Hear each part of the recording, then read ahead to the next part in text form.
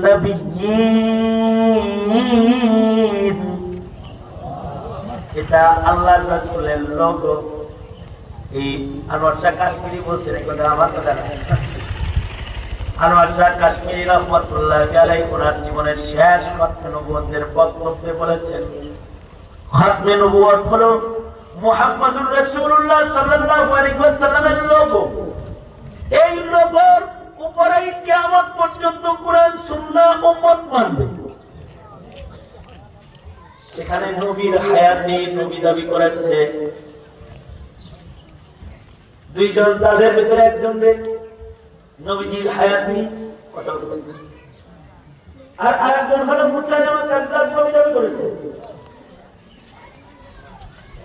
নবী দাবি করছে তো কিছু লোক হ্যাঁ উম্মত চেক করার লাগে হাতে গেছে।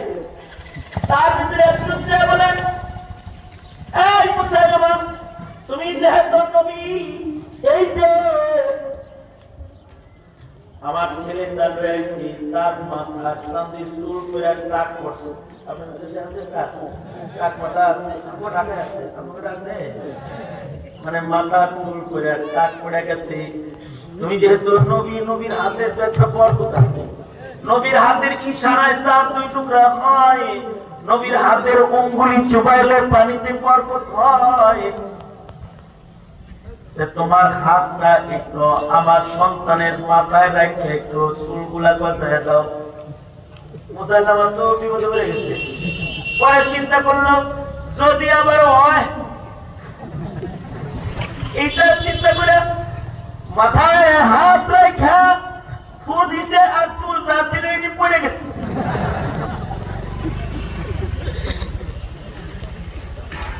আরেকজন গেছে, মুসাইলামা তুমি যেহেতু নবী, আমাদের এলাকায় একটা মাত্র কুয়া, আমার কুয়ার পানি শুকায় যাইতেছে, চলো আমার বাড়িতে যে একটু কুয়ায় বসতে।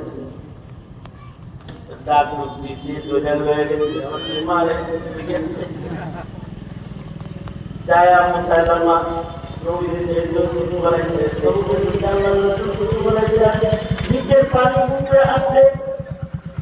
এই সব হাজার হাজার সৈন্য মিলা পানি পান করছে, পুরা যুদ্ধের পান করেছে, তাও শেষ এক কুয়ার পানি দিয়ে যুদ্ধের ময়দানে সবাই তৃপ্ত হয়ে গেছে। মুসাইলামাও আল্লাহর খোদার নাম রয়েছে, থুতুটা খালি ফালাইছে। থুতুটা পানিতে ফালানোর সাথে সাথে যা পানি ছিল এটিও শুকায় গেছে। এলাকার লোকেরা তাড়াতাড়ি আবু বকরের কাছে লোক পাঠাইছে।